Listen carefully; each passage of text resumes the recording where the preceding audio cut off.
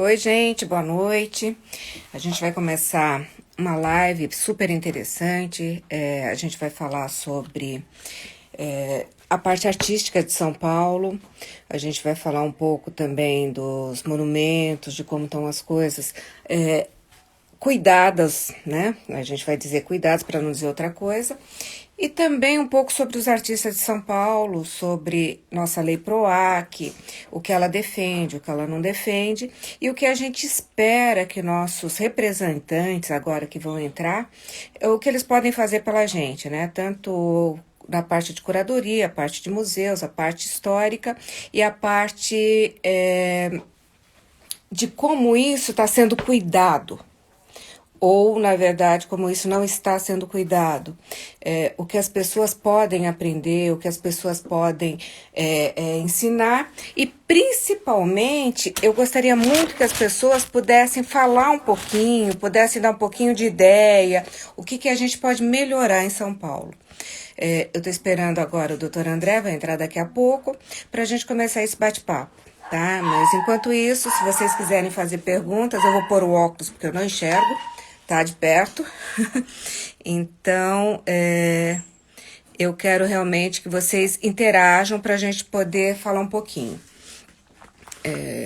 Para começar, nós temos aqui em São Paulo 440 monumentos que são tombados, aliás, deveriam ser, mas não são. E desses 440, eu posso dizer que 100% precisa de uma restauração, de uma recuperação. Por quê? Pela poluição, né, que a gente tem grande aqui em São Paulo, pelo descaso, né, da prefeitura.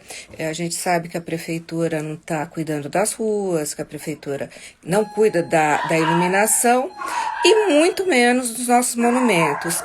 E o que eu quero dizer, o monumento histórico não é só um enfeite de rua. O nosso monumento histórico é patrimônio. Ou seja, ele está contando a história de São Paulo. Ele está contando um período da época que esse artista fez essa obra. Então, tudo isso faz parte da história de São Paulo e eu acho que a prefeitura está deixando muito, muito a desejar. Então, nós estamos perdendo parte disso. Nós estamos perdendo a história de São Paulo. E eu gostaria muito que as pessoas pudessem entrar, falar um pouco, dizer o que acha de tudo isso. Por quê? Porque isso é nosso, né? Como a gente falou, isso é patrimônio, né? Na Carta Internacional de Restauro, que é uma Carta de Veneza, eles falam muito bem isso, patrimônio histórico. Onde quer que seja, ele deve ser salvaguardado, pois permitem a leitura dos fatos ocorridos. As obras demonstram o que cada geração tinha de recurso, cada geração o que tinha de cultura. Tudo isso não pode ser simplesmente jogado no lixo como está sendo agora. A gente tem obras na Praça da República, tá? Que é o banho, depois do banho de sol, que é de Brecheret, que foi pichado. Nós temos outros monumentos que foram roubados, foram depredados. A gente tem um caso do Amor Materno, que é representado por uma cadela, né, e seus filhotes, simplesmente foi quebrado as orelhas por vandalismo. E não foi consertado, não foi arrumado. Então, tudo isso, eu quero que fique bem claro para a população. Nós temos direito à história, nós temos direito, né, a ter isso preservado. Nós pagamos um IPTU caríssimo. E o que a gente tem de retorno? A gente não tem iluminação, a gente não tem ruas. A ter isso preservado. Nós pagamos o IPTU. O doutor André está entrando, aí a gente vai falar um pouquinho mais. Não tem iluminação, a gente não tem ruas. A ter isso preservado. Nós pagamos o IPTU. O doutor a gente vai falar um pouquinho mais. Você...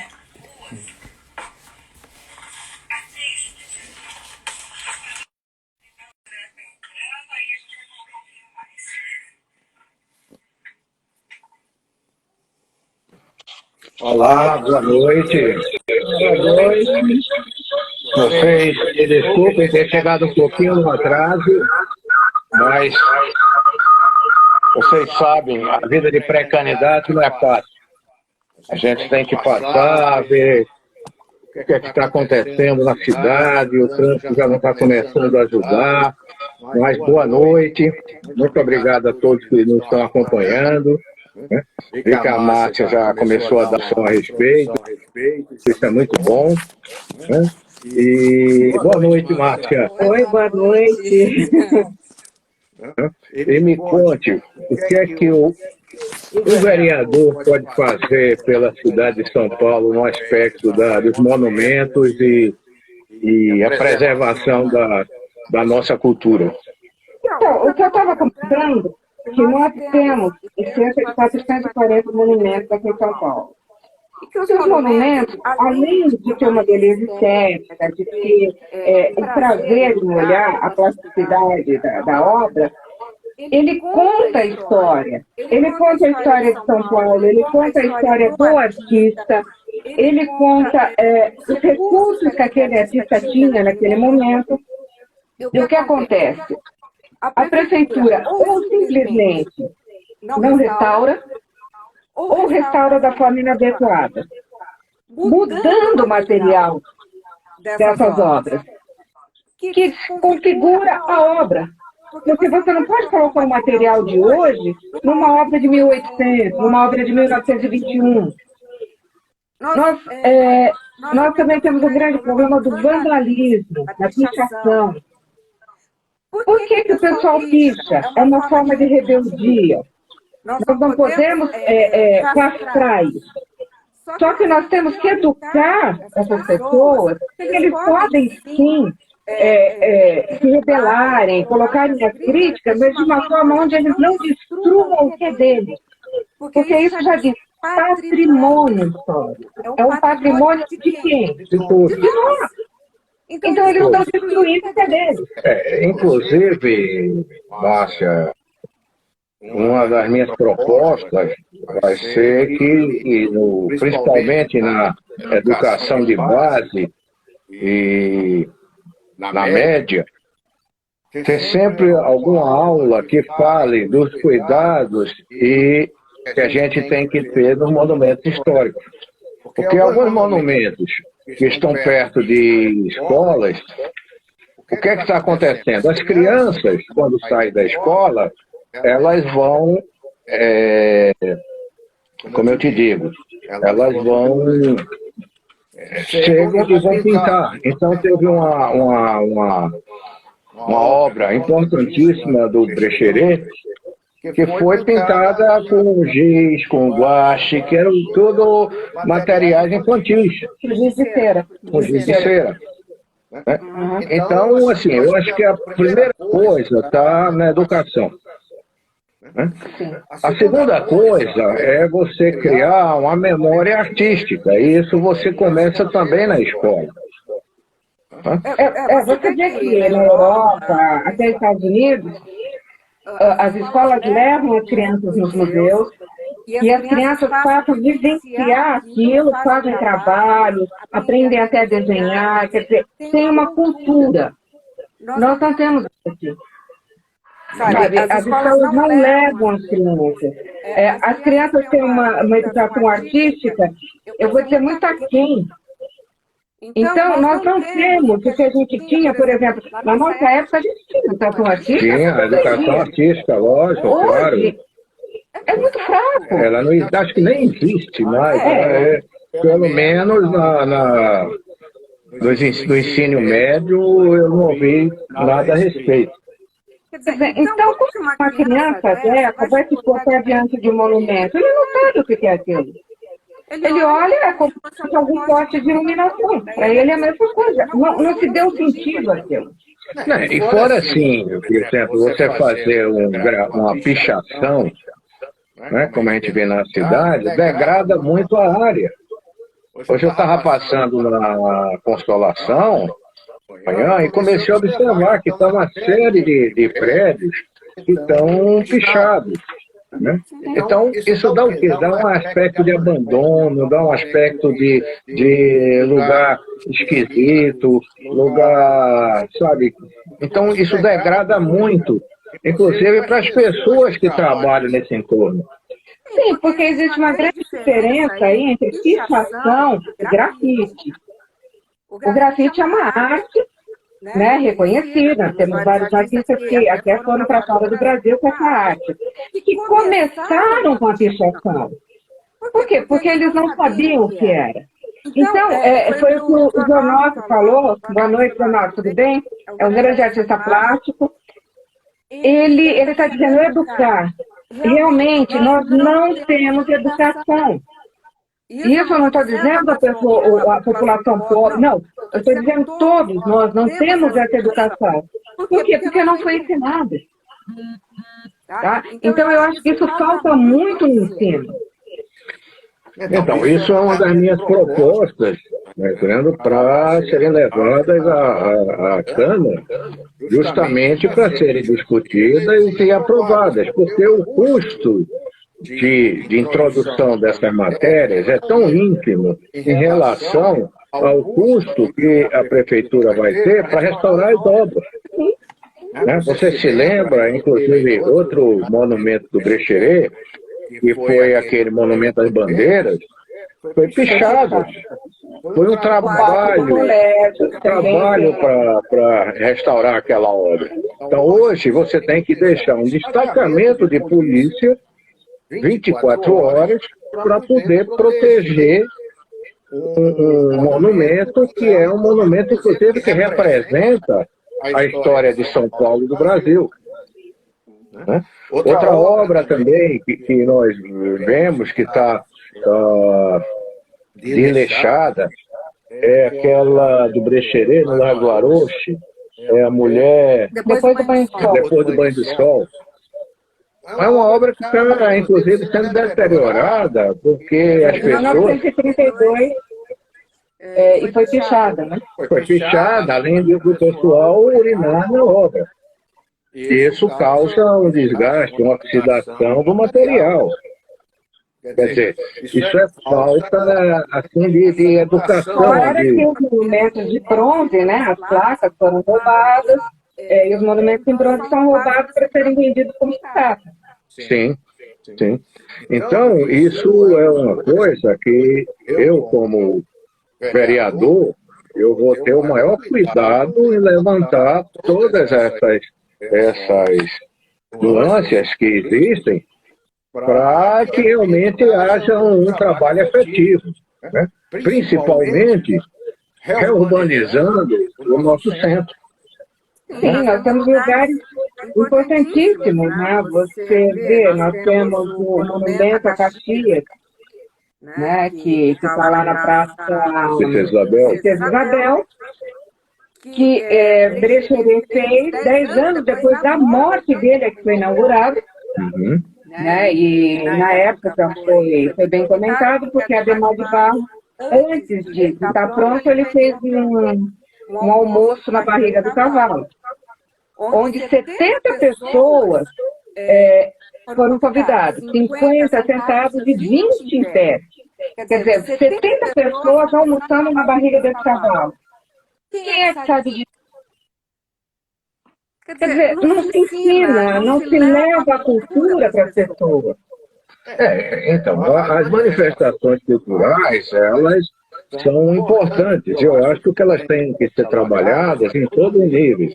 Inclusive, você levar essas oficinas, essa arte, para todo lugar longínquo. Porque, como eu falei da outra vez, às vezes nós temos várias obras, várias joias, que não são lapidadas, então ninguém sabe que existe.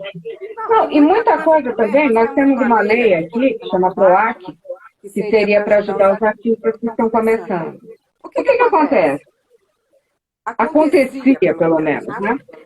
Todo esse dinheiro era dado para quem já tem uma fama, para quem já tem dinheiro, para quem já é conhecido. Não é destinado aos artistas que estão começando, a gente descobrir novos artistas, a gente levar um pouco da arte desse pessoal que aprende sozinho, são autodidatas. Então, eu acho que precisa disso também. Não pegar o dinheiro e passar para o cantor X ou o escritor Y. Eu acho que a gente tem que pegar os novos. Sim. Vamos mostrar coisa nova, vamos dar oportunidade para quem não tem. Inclusive, é uma coisa que também eu já tive a oportunidade de ver, o custo também é muito baixo. Porque, por exemplo, a Câmara dos Vereadores, ela tem um espaço que não é utilizado e que poderia muito bem servir um local para exposições de caráter permanente, com renovação dos artistas, por exemplo. Né? Você vai no Teatro João Caetano, você vai em alguns no Teatro Municipal, em vários teatros aqui de São Paulo que são mantidos pela Prefeitura, que poderiam também servir como galeria para esses artistas poderem mostrar sua obra, se expressarem. Né? A prefeitura, né, o governo de São Paulo, tem vários espaços que eles poderiam abrir para esse pessoal poder mostrar a arte deles. Sim, Sabe, sim. que fica ocioso, ou que de repente eles fazem coquetéis, fazem outro tipo de coisa, que não traz nada para a população. Não. Uma outra coisa também é você estimular a cultura musical. A Adriana está falando uma coisa interessante, que ela está dizendo do Museu do Ipiranga que continua fechado. Sim. Realmente é um absurdo. Tanto tempo para poderem fazer o quê? O que eles mostraram para a população? O que eles vão fazer? Ali tem um problema, porque o Museu do Estado, o museu, ele não pertence à Prefeitura, ele pertence ao Estado. Inclusive é administrado pela USP. Né? Então, em princípio, eles disseram que eles precisavam de fazer restaurações que estavam com vazamentos e podiam comprometer as obras que estavam lá expostas. Né? E isso já vão, acho que quase 5 anos que o museu está fechado. Né? Mas nós temos outros museus aqui em São Paulo também não menos importantes. Né? E você pode usar esse espaço. Nós temos praças que são maravilhosas. Tá? Eu tive a curiosidade de me informar, por exemplo, aquela Praça da Luz, ela foi feita para se parecer com o Bois de Boulogne de Paris. Né? Hoje, graças a Deus, conseguiram o poder público retomar, expulsar a prostituição, expulsar os pedintes. Então, hoje voltou a ser um passeio público interessante. Porque nesse lugar você não pode fazer, apresentar esculturas, temos telas. Né? Em dias que, no domingo, que a população vai mais aos parques, então você fazer uma exposição itinerante. Gente, o metrô começou com essa iniciativa, mas parou. Né? E também colocando quem? Artistas que já têm nome. Você não dá oportunidade para os artistas que estão começando. Olha, Márcia, eu, dentro das minhas premissas como criador, uma delas vai ser essa. Sempre nós discutimos e eu falo sempre que eu adoro o centro de São Paulo. O centro de São Paulo, você vai passear, você vê prédios maravilhosos, né?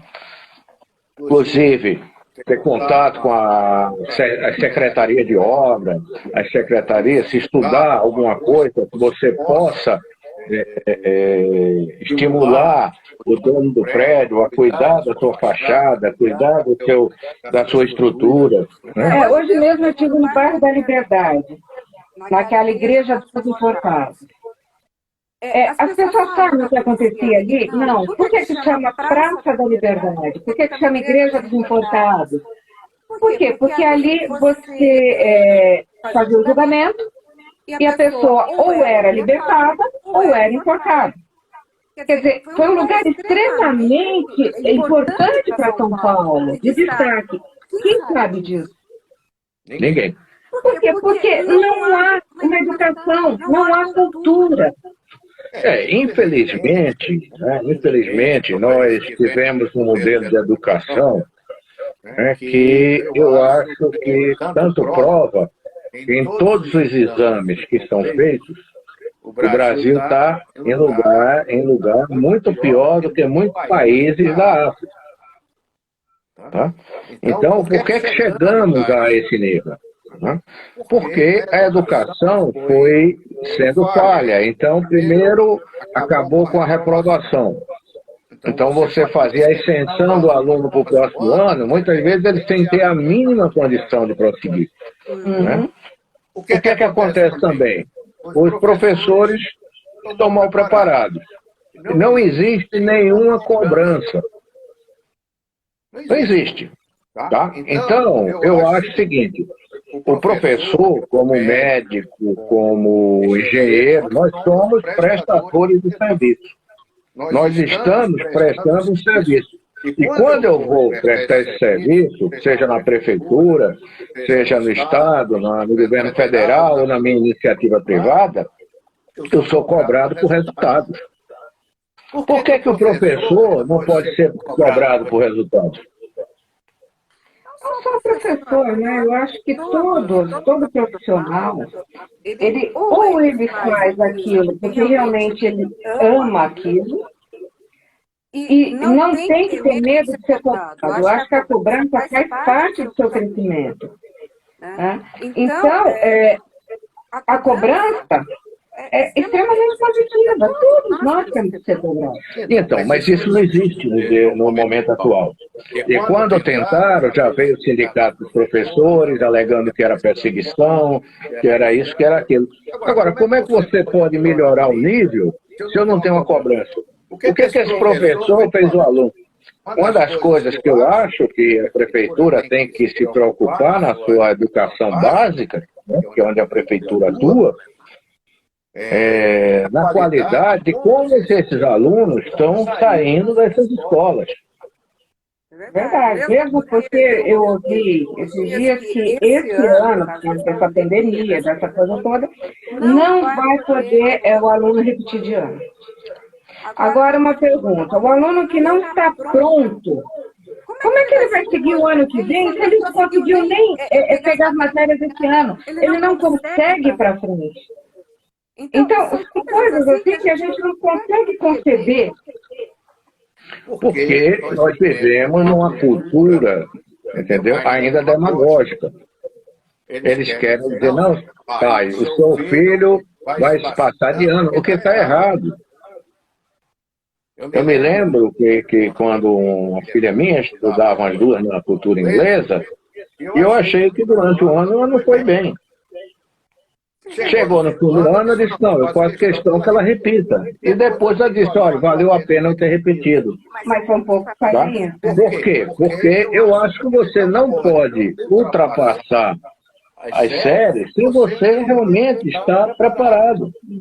Hoje o aluno ele não tem noção de história geral, ele não tem noção de cultura, ele não tem noção de filosofia, ele não tem noção de matemática, né? De nada das áreas, e muito menos biologia. Então é um aluno que agora você cria esse sistema de cotas, você vê de escola pública, você tem que abrir, não. Eu sou da vida inteira eu também. Eu não vejo demérito, porque eu acho que a escola pública está muito ruim. E não vou dizer que também a privada não está. Então, eu acho que a qualidade de ensino nosso está muito ruim. Então, você não pode cobrar de uma população que não tem acesso à cultura, não tem acesso. Mas cabe a nós, que somos os formadores, que somos os representantes, que somos escolhidos pelo povo, trazer isso ao debate.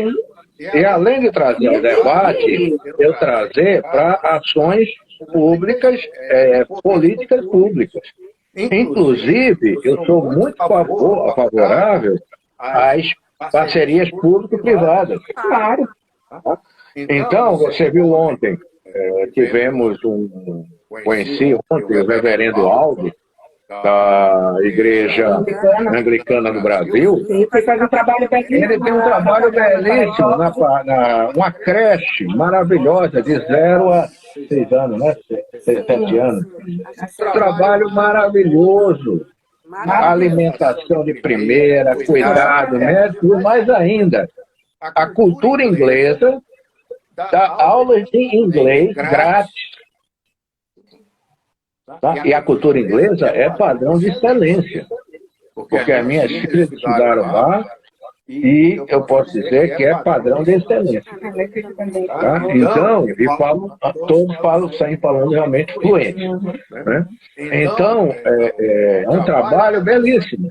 E como é que ele consegue isso? Com parcerias. É um diretor de uma empresa que dá uma coisa, outro dá outra. Que foi a ideia, na verdade, que o Dória, quando entrou na prefeitura, queria. Né? Ele vendeu o peixe dele assim, que ele iria fazer parcerias e que ia melhorar a cidade. Enfim, ele saiu antes, né, para ser governador, não fez o que ele prometeu. Então ficamos na mão. Mas eu acho super válido. Se você pega determinadas empresas, enfim, empresários que adotem uma obra, que adotem um artista, que adotem uma escola, sabe, tudo isso é feito e é revertido para eles. Porque isso, se você cria melhores profissionais, esses profissionais vão ganhar melhor. Se eles vão ganhar melhor, eles vão consumir. Então, a indústria, a economia, é uma roda.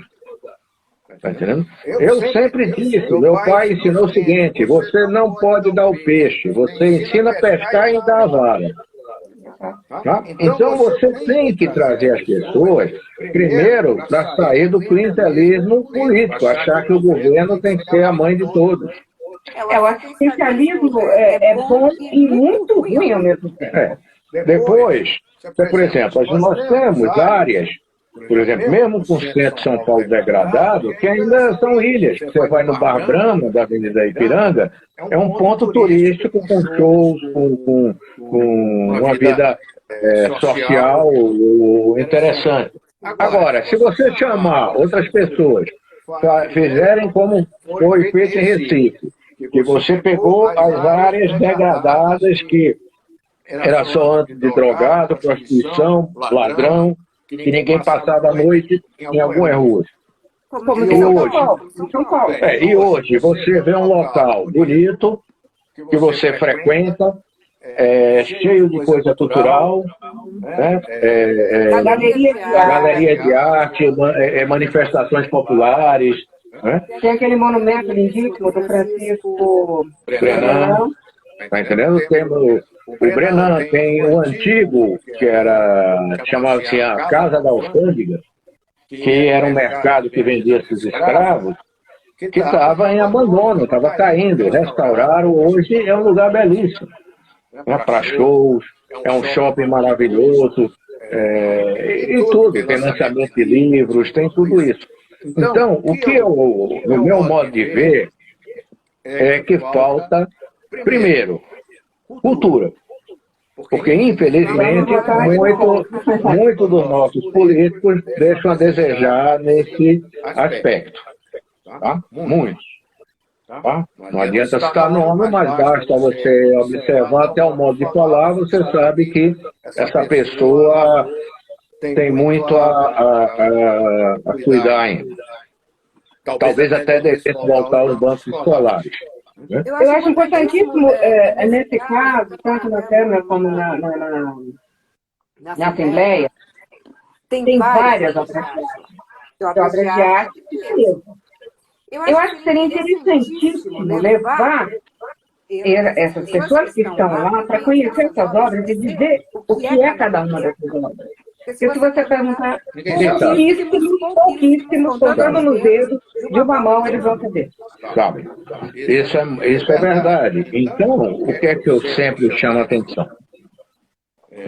A primeira coisa, para você educar o povo, você tem que educar os governantes. Exato. Né? Nós somos a elite, se não financeira, somos a elite intelectual.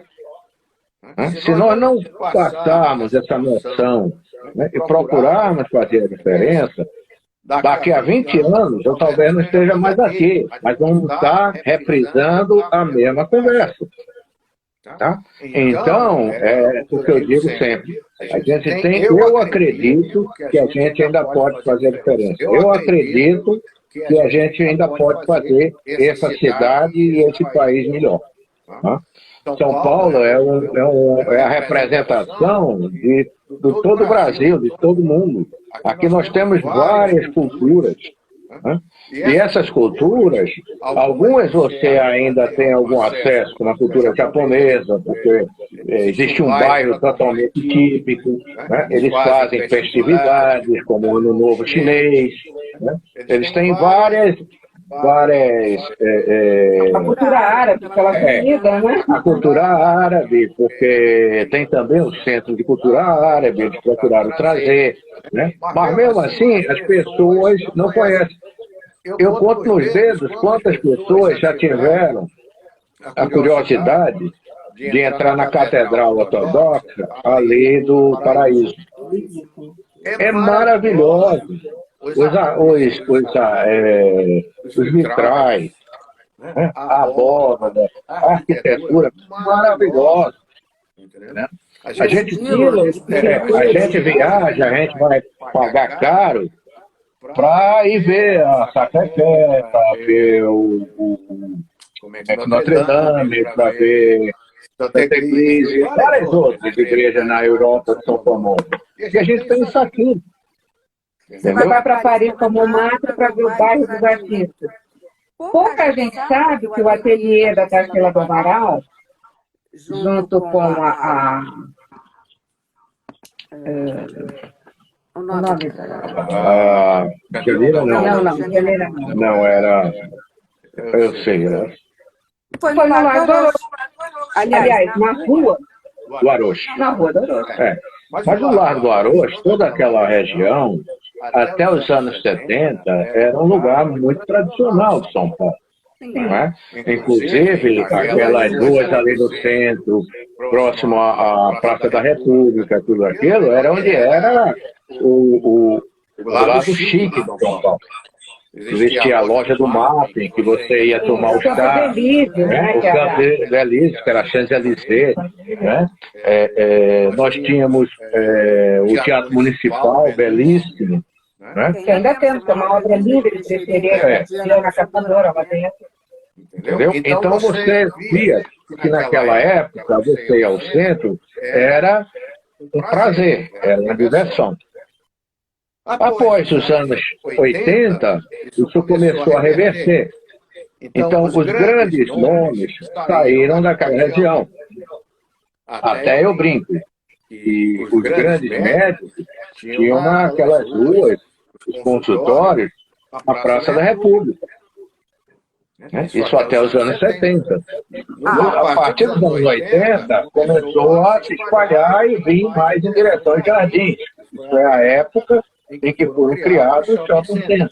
A Cláudia está dizendo aqui, precisamos de políticos que incentivem a arte, pois ela consegue chegar em todas as classes sociais. Com certeza.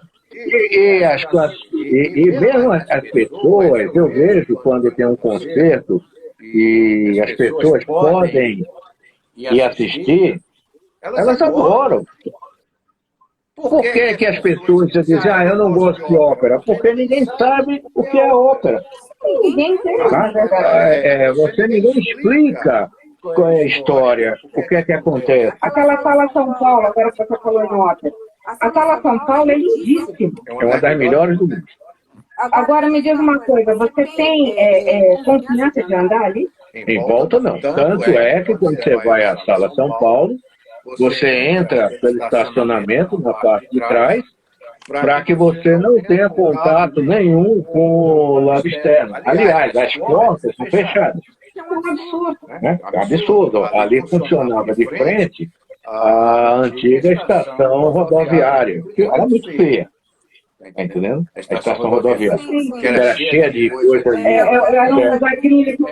Umas coisas horríveis, era muito feia. Tá? Mas era um ponto que todo mundo andava, era um Mas ponto. tinha estação de trem ali, onde você tinha trens turísticos, né? Hoje a gente Você já imaginou se tirássemos aquela Cracolândia dali e num domingo, ou um sábado, final da tarde, que você montar ali um concerto? Até um passeio, eu digo um passeio cultural, histórico, por São Paulo, você ir para a Sé, dizer o que era a Sé. Pouca gente sabe que ali na Sé existia um edifício, que era o edifício Santa Helena, onde se formou o grupo Santa Helena, onde saiu Volpe, Penac, Rebolo. Uma escola, né? Ali tem uma escola de arte. Que foram os operários paulistas, que a gente teve várias manifestações depois em vários museus. Quem sabe disso? As igrejas que a gente tem, o Mosteiro São Bento é maravilhoso. Você ir aos domingos, a missa das 10 horas, assistir com aqueles cantos gregorianos, é uma coisa maravilhosa isso, gente. Não precisa dizer, porque eu não sou católico. Não. Ali é uma arte, independe do seu credo. Né? O seu credo ali não conta. Né? É uma arte, você vai para ver beleza, você vai para elevar seu espírito. O Museu de Arte Sacra, que fica logo atrás, a gente tem também exposições de presépios, ali na igreja de São Francisco, que é lá maravilhoso. A gente tem a faculdade de Direito, que é maravilhosa, o prédio é maravilhoso. Está tudo jogado, ninguém fala, ninguém vai. E eu teria medo realmente de passear por isso. Então, a minha ideia é justamente a gente voltar a reurbanizar aquilo. Do mesmo modo como nós vimos em Buenos Aires, que hoje o Madeiro, como em Nova York, fizeram ali no Queens, que tem um Pier, né?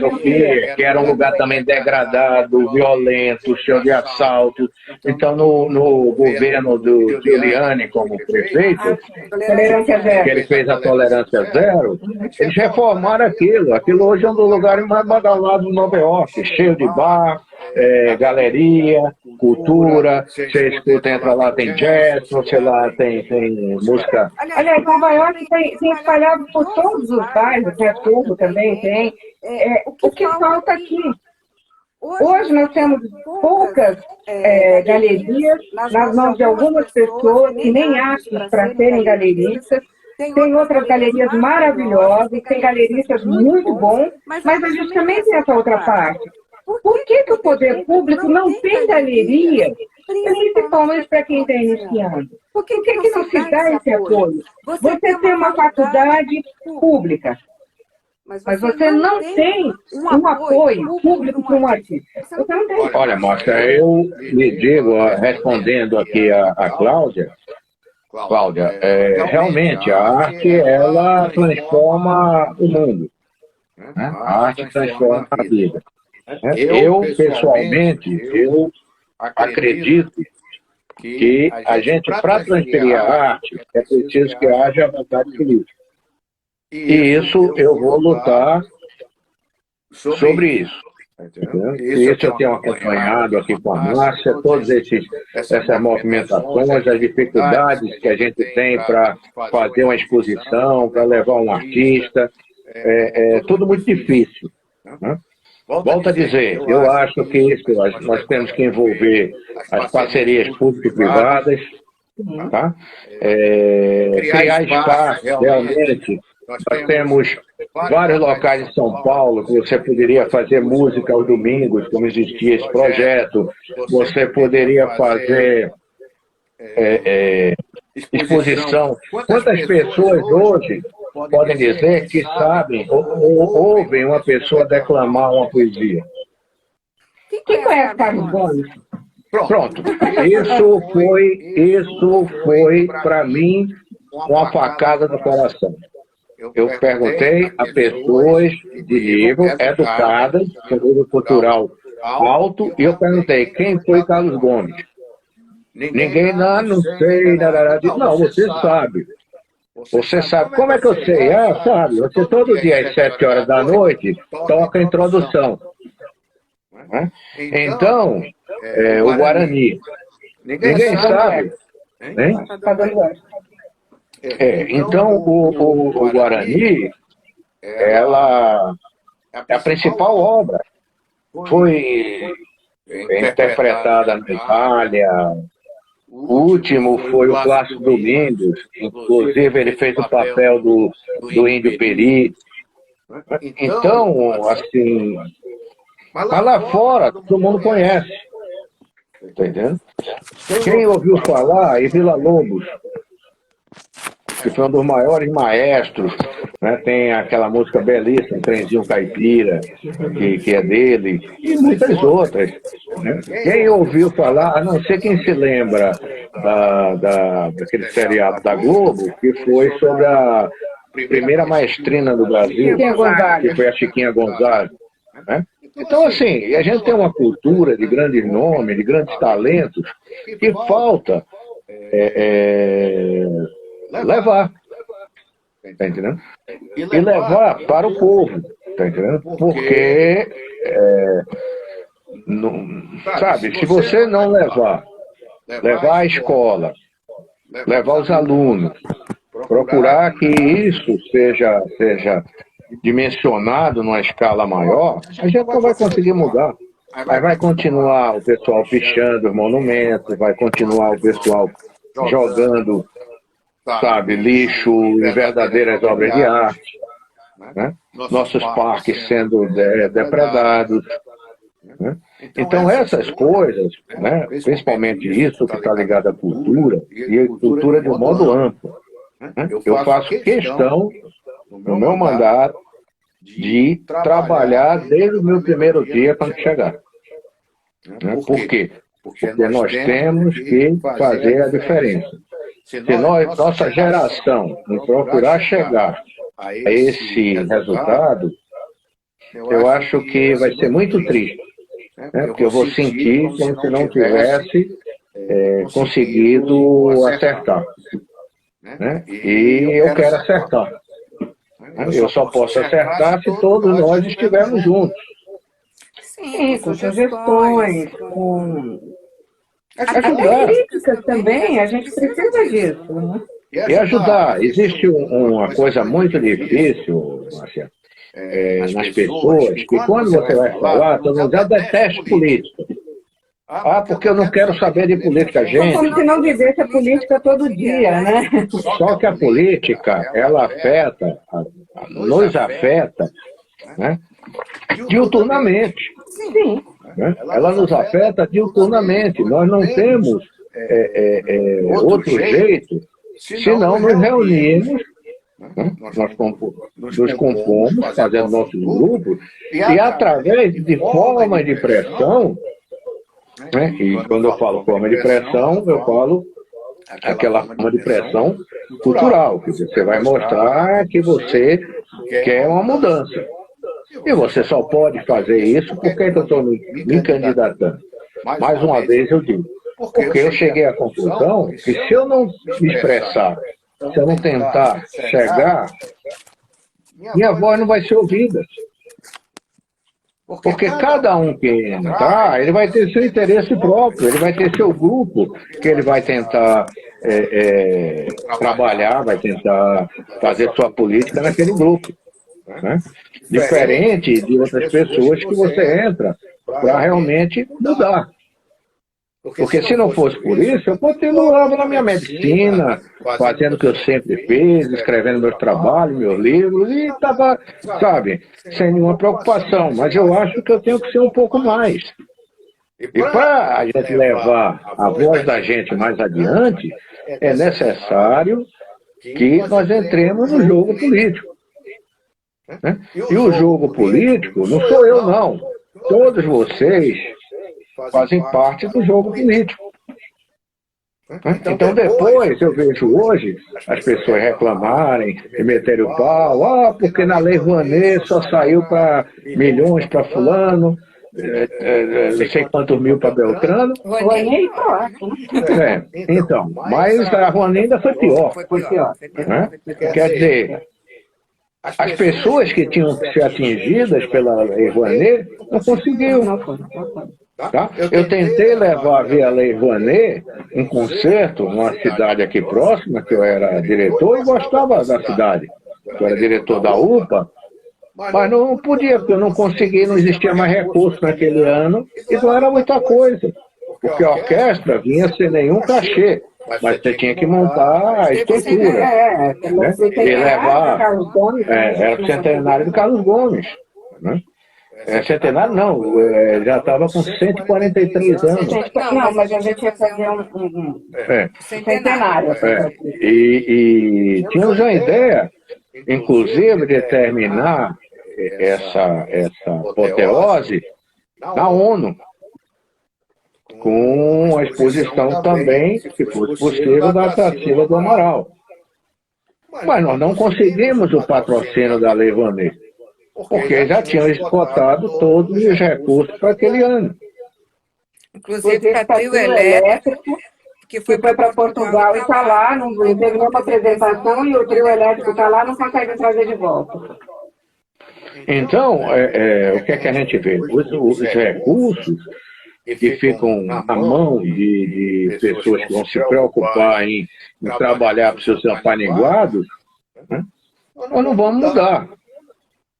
Né? As pessoas têm que ter conscientização do que eles querem. Esse ano você tem que ter mais ainda conscientização do qual candidato você quer para defender a sua cidade, os seus interesses, porque o vereador, ele é funcionário público escolhido pelo povo para representá-lo na Câmara.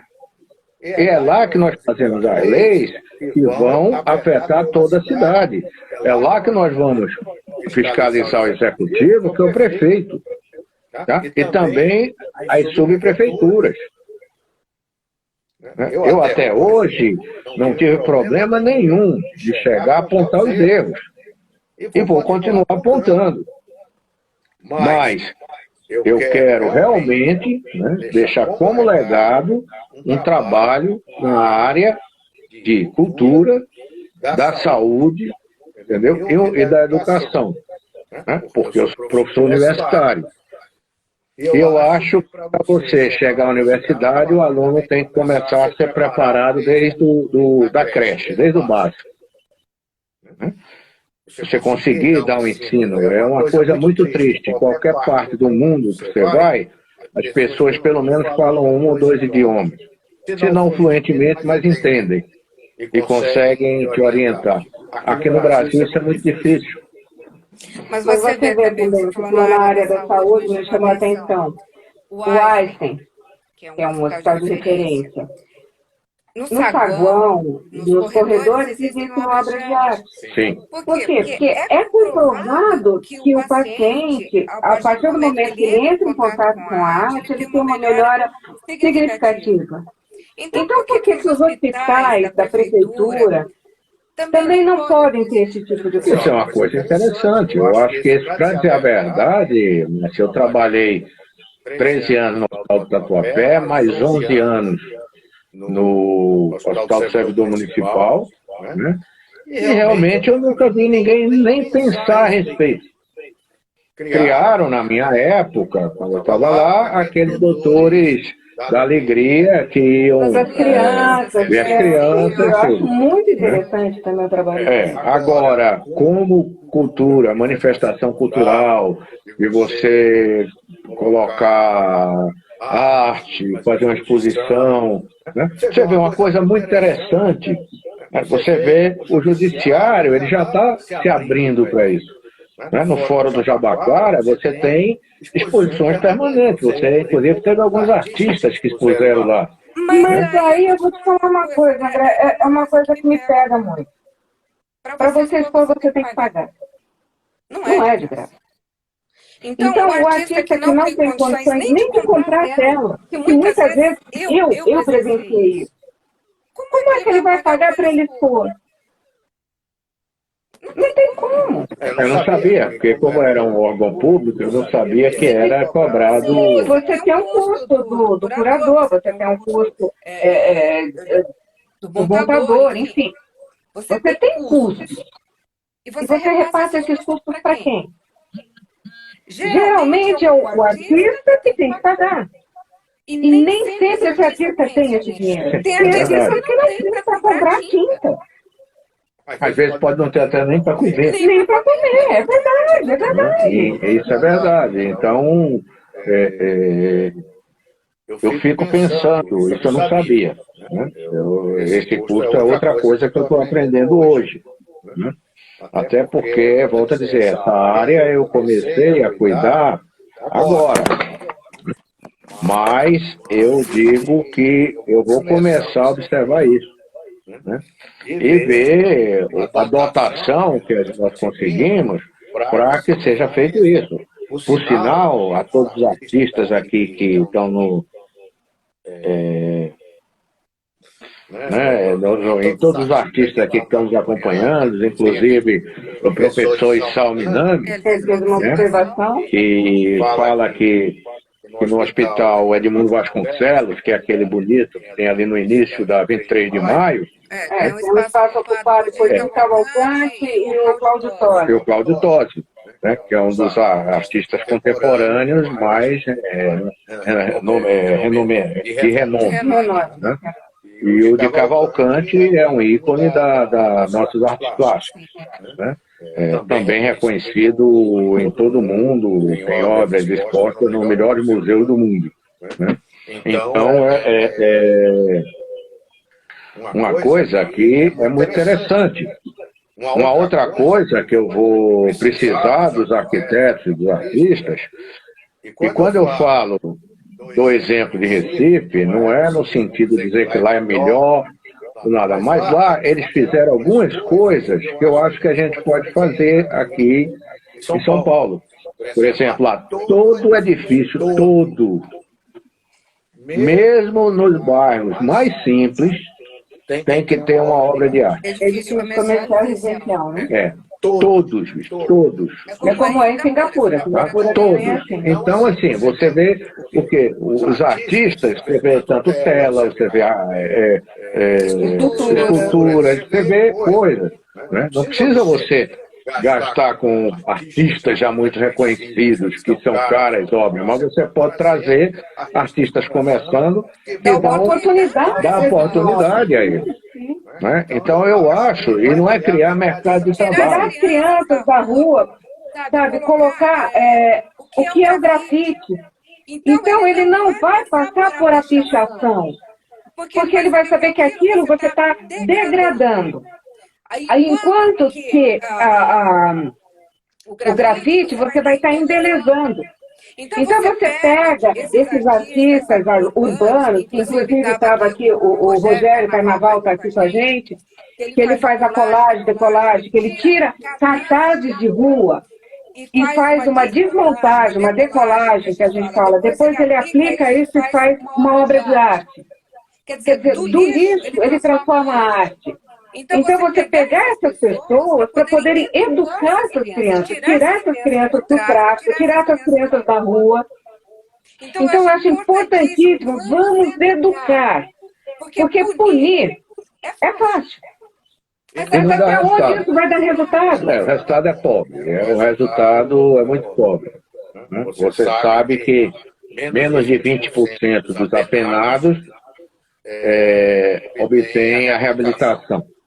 A maioria dos apenados, seja tanto na parte do adolescente e do adulto, eles voltam a reincidir no crime porque eles não têm outra opção. Doutor Issal está aqui falando. Quero lembrar também o espaço cultural no Hospital Universitário da USP. Aí ele fala da superintendente e a implantação de um projeto de humanização. É o que eu digo, se você estiver nos hospitais, nas UPAs, você tiver arte, você está levando a cultura, indiretamente você está levando. A pessoa não vai ficar emburrecida olhando para aquela tela de televisão, aprendendo um monte de porcaria que enfiam goela abaixo, Sendo que ele pode olhar uma obra e falar, nossa, isso aqui parece isso, olha, isso aqui me remeteu aquilo. Sabe, você começa da educação. O espírito começa a crescer, você passa a ter o que a gente chama de cultura, né? E hoje é o que a gente tem que trazer, é o que eu volto, a gente tem que trabalhar a criança, logo depois o adolescente, para que a gente tenha realmente um adulto qualificado, né? Para ele seja um adulto que ele possa ter ideias, ele possa criar, ser criativo, né? Ele possa até viver daquilo como uma profissão. Né? E eu acho que isso, infelizmente, ainda não passou pela cabeça da maioria dos nossos políticos. Né? Porque, infelizmente, as pessoas se preocupam muito com aquilo que aparece. Né? Esse trabalho é um trabalho de formiguinha, que vai levar anos. Né? Eu quero começar esse trabalho, né? E esse trabalho nunca vai terminar. Porque vocês não esqueçam que São Paulo hoje tem 12 milhões e 500 mil habitantes. É um país. Né? A cidade de São Paulo, eu não estou falando da grande São Paulo, porque se eu for colocar a grande São Paulo, nós vamos a mais de 23 milhões, se eu não me engano.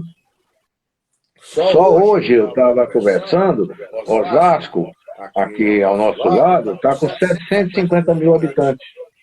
Loucura.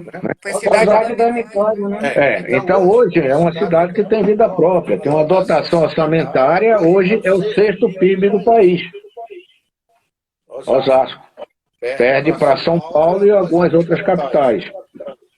Então, a gente tem que trabalhar isso. Porque se a gente começa aqui na nossa região, o que é que vai acontecer? Isso vai chegar, vai ser levado adiante, então outros vão ter que se comprometer. E aí você começa a ver o resultado, né, com o correr do tempo. Tá? Então, eu acho que daqui a pouquinho a live vai cair. Tá? Se cair, não tem problema nenhum, porque nós vamos estar colocando essa live no Facebook. Eu queria até dar uma sugestão, se o professor Paulinami puder, você fazer uma live com ele sobre o nosso problema urbano aqui de São Paulo. Inclusive, eu li também uma notícia que o Dória quer retomar alguns outdoors, quer dizer, em alguns pontos, quebrando a cidade limpa. Então, eu queria um pouquinho que você falasse sobre isso, porque é muito complicada a poluição visual. Márcia, professor Issal, eu gostaria de deixar esse comentário eu gostaria de fazer uma live consigo, né, para trazer para nossos amigos, para nossos acompanhantes, né, toda essa parte, e até eu aprender com o senhor, né, sobre o que a gente pode fazer para melhorar a nossa urbanização, né? Melhorar o problema da habitação em São Paulo, né? Melhorar, dar uma qualidade de vida melhor para essas pessoas. Porque para eu dar cultura, tenho que primeiro deixar essa pessoa pelo menos vivendo, morando numa condição digna. Né? E aí fazer uma escola que as pessoas, a direção, não vejam as atividades culturais como uma coisa supérflua. Ainda tem essa ideia, que é muito supérfluo. Imagina que eu vou gastar para ver o artista tal. Mas e a história que tem isso? Quer dizer, o seu conhecimento, a sua cultura, não conta? Isso é um negócio que as pessoas têm que mudar. Porque isso, infelizmente, volto a dizer, você fazer uma faculdade quer dizer que você seja uma pessoa culta. Sim. Você pode ser um técnico. Né? Antigamente, o professor. Conhecer analfabetos eram cursos. O professor era aquele que detinha o saber. Né? Hoje, o professor, ele cada vez mais ele.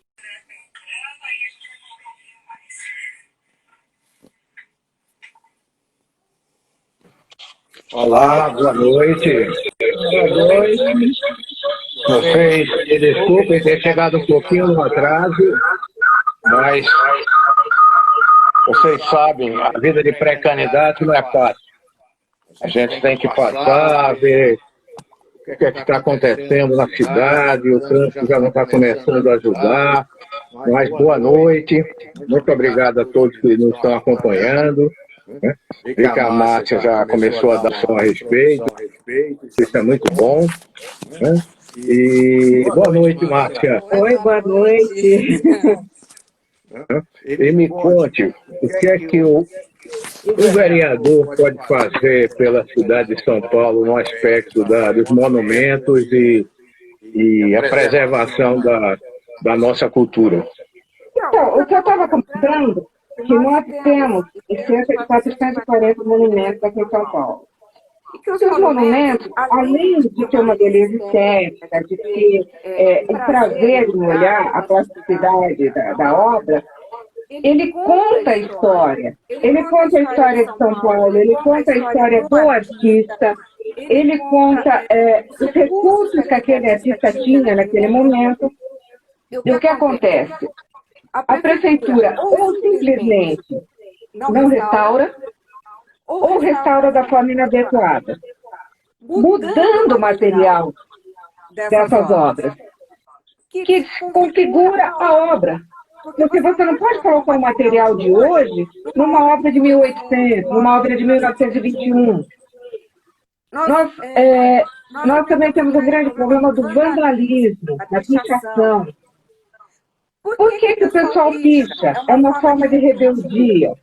Nós não podemos castrar isso.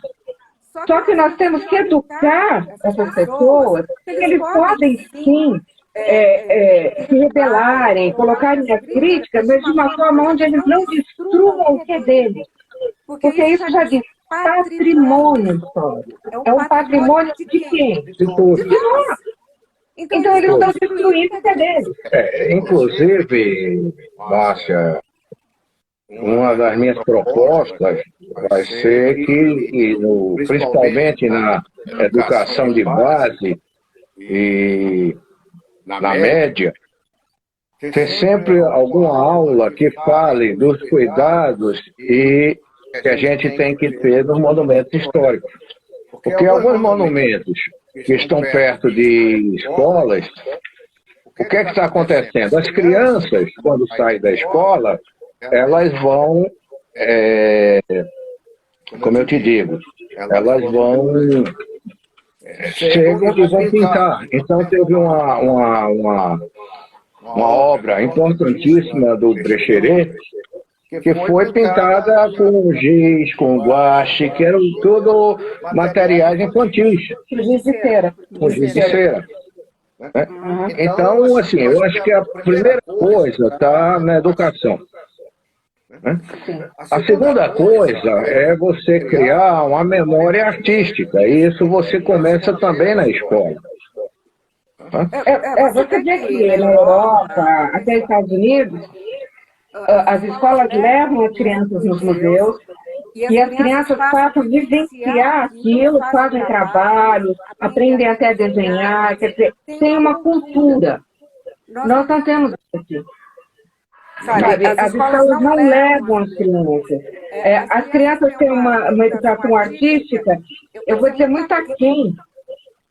Então, nós não temos o que a gente tinha, por exemplo, na nossa época a gente tinha educação artística. Tinha educação artística, lógico, hoje, claro. É muito fraco. Ela não, acho que nem existe mais. Pelo menos no ensino médio eu não ouvi nada a respeito.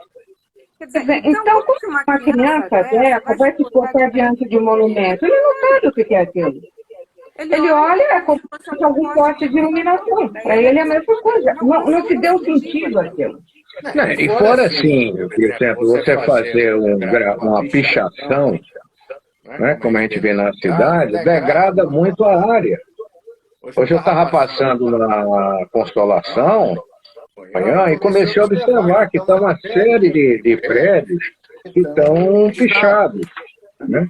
Então, isso dá o quê? Dá um aspecto de abandono, dá um aspecto de lugar esquisito, lugar, sabe? Então, isso degrada muito, inclusive para as pessoas que trabalham nesse entorno. Sim, porque existe uma grande diferença aí entre pichação e grafite. O grafite é uma arte, né, reconhecida. Temos vários artistas que até foram para fora do Brasil com essa arte. E que começaram com a pichação. Por quê? Porque eles não sabiam o que era. Então, foi o que o Jonathan falou. Boa noite, Jonathan, tudo bem? É um grande artista plástico. Ele está dizendo educar. Realmente, nós não temos educação. Isso eu não estou dizendo a população pobre, não. Eu estou dizendo todos nós não temos essa educação. Por quê? Porque não foi ensinado. Tá? Então, eu acho que isso falta muito no ensino.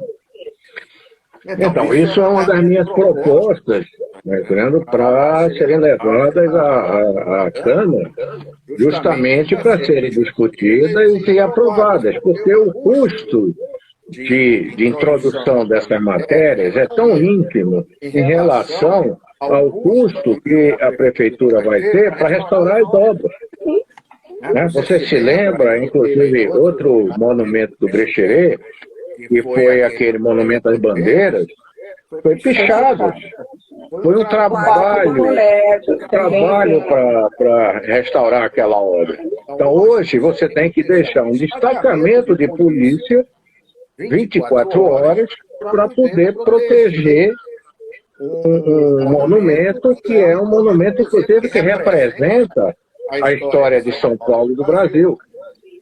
Né? Outra obra também que nós vemos que está desleixada é aquela do Brecheret, no Largo Aroche, é a mulher Depois do banho de sol. depois do banho de sol.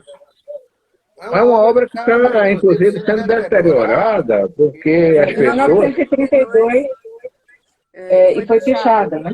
Foi pichada, além do pessoal urinar na obra. Isso causa um desgaste, uma oxidação do material. Quer dizer, isso é falta assim, de educação. Fora que os monumentos de bronze, né, as placas foram roubadas, e os monumentos em bronze são roubados para serem vendidos como sucata. Sim, sim. Então, isso é uma coisa que eu, como vereador, eu vou ter o maior cuidado em levantar todas essas nuances que existem para que realmente haja um trabalho efetivo, né? Principalmente reurbanizando o nosso centro. Sim, nós temos lugares importantíssimos, né? Você vê, nós temos o Monumento a Caxias, né? Que está lá na Praça Isabel, que Brecheret fez 10 anos depois da morte dele, é que foi inaugurado. Uhum. Né? E na época foi bem comentado, porque Adhemar de Barros, antes de estar pronto, ele fez um almoço na barriga do cavalo, onde 70 pessoas foram convidadas, 50 sentados e 20 em pé. Quer dizer, 70 pessoas almoçando na barriga desse cavalo. Quem é que sabe disso? Quer dizer, não se ensina, não se leva a cultura para as pessoas. Então, as manifestações culturais, elas são importantes. Eu acho que elas têm que ser trabalhadas em todos os níveis. Inclusive, você levar essas oficinas, essa arte, para todo lugar longínquo. Porque, é como eu falei da outra vez, às vezes nós temos várias obras, várias joias, que não são lapidadas, então ninguém sabe que existe. Não, e muita coisa também, nós temos uma lei aqui, que chama PROAC, que seria para ajudar os artistas que estão começando. O que acontece? Acontecia, pelo menos, né? Todo esse dinheiro era dado para quem já tem uma fama, para quem já tem dinheiro, para quem já é conhecido. Não é destinado aos artistas que estão começando, a gente descobrir novos artistas, a gente levar um pouco da arte desse pessoal que aprende sozinho, são autodidatas. Então, eu acho que precisa disso também. Não pegar o dinheiro e passar para o cantor X, o escritor Y. Eu acho que a gente tem que pegar os novos. Vamos mostrar coisa nova, vamos dar oportunidade para quem não tem. Inclusive, é uma coisa que também eu já tive a oportunidade de ver, o custo também é muito baixo. Porque, por exemplo, a Câmara dos Vereadores, ela tem um espaço que não é utilizado e que poderia muito bem servir um local para exposições de caráter permanente, com renovação dos artistas, por exemplo. Né? Você vai no Teatro João Caetano, você vai em alguns teatro municipal, em vários teatros aqui de São Paulo que são mantidos pela prefeitura, que poderiam também servir como galeria para esses artistas poderem mostrar sua obra, se expressarem. Né? A prefeitura, né, o governo de São Paulo, tem vários espaços que eles poderiam abrir para esse pessoal poder mostrar a arte deles. Sim, sabe, sim. que fica ocioso, ou que de repente eles fazem coquetéis, fazem outro tipo de coisa, que não traz nada para a população. Não. Uma outra coisa também é você estimular a cultura musical. A Adriana está falando uma coisa interessante, ela está dizendo do Museu do Ipiranga que continua fechado. Sim. Realmente é um absurdo. Tanto tempo para poderem fazer o quê? O que eles mostraram para a população? O que eles vão fazer? Ali tem um problema, porque o Museu do Estado, o museu, ele não pertence à prefeitura, ele pertence ao Estado. Inclusive é administrado pela USP. Né? Então, em princípio, eles disseram que eles precisavam de fazer restaurações que estavam com vazamentos e podiam comprometer as obras que estavam lá expostas. Né? E isso já vão, acho que quase 5 anos que o museu está fechado. Né? Mas nós temos outros museus aqui em São Paulo também não menos importantes. Né? E você pode usar esse espaço. Nós temos praças que são maravilhosas. Tá? Eu tive a curiosidade de me informar, por exemplo, aquela Praça da Luz, ela foi feita para se parecer com o Bois de Boulogne de Paris. Né? Hoje, graças a Deus, conseguiram o poder público retomar, expulsar a prostituição, expulsar os pedintes. Então, hoje voltou a ser um passeio público interessante. Porque nesse lugar você não pode fazer, apresentar esculturas, temos telas. Né? Em dias que, no domingo, que a população vai mais aos parques, então você fazer uma exposição itinerante. Gente, o metrô começou com essa iniciativa, mas parou. Né? E também colocando quem? Artistas que já têm nome. Você não dá oportunidade para os artistas que estão começando. Olha, Márcia, eu, dentro das minhas premissas como vereador, uma delas vai ser essa. Sempre nós discutimos e eu falo sempre que eu adoro o centro de São Paulo. O centro de São Paulo, você vai passear, você vê prédios maravilhosos, né? Inclusive, ter contato com a Secretaria de Obras, as secretarias, se estudar alguma coisa que você possa estimular o dono do prédio a cuidar da sua fachada, cuidar da sua estrutura. Né? Hoje mesmo eu estive no bairro da Liberdade, naquela igreja dos Enforcados. as pessoas sabem o que acontecia ali? Não. Por que chama Praça da Liberdade? Por que chama Igreja dos Enforcados? Por quê? Porque ali você fazia o julgamento e a pessoa ou era libertada ou era enforcada.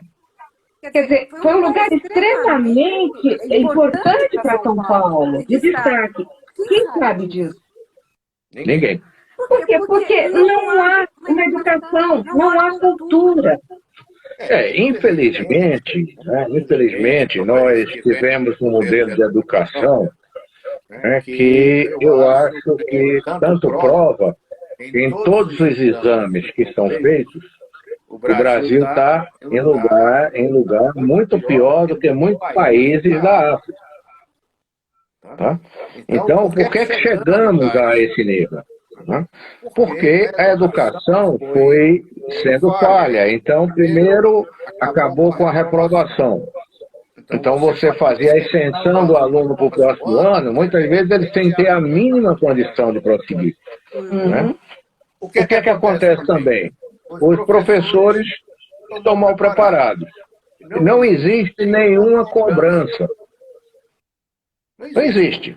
Tá? Então, eu acho o seguinte, o professor, como médico, como engenheiro, nós somos prestadores de serviço. Nós estamos prestando um serviço. E quando eu vou prestar esse serviço, seja na prefeitura, seja no Estado, no governo federal ou na minha iniciativa privada, eu sou cobrado por resultados. Por que o professor não pode ser cobrado por resultados? Não só o professor, né? Eu acho que todo profissional, ou ele faz aquilo porque realmente ele ama aquilo, e não tem que ter medo de ser cobrado. Eu acho que a cobrança faz parte do seu crescimento. Né? Então, a cobrança é extremamente positiva. Todos nós temos que ser cobrados. Então, mas isso não existe no momento atual.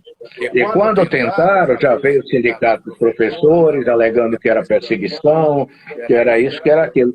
Agora, como é que você pode melhorar o nível se eu não tenho uma cobrança? O que esse professor fez o aluno? Uma das coisas que eu acho que a prefeitura tem que se preocupar na sua educação básica, né, que é onde a prefeitura atua, na qualidade de como esses alunos estão saindo dessas escolas.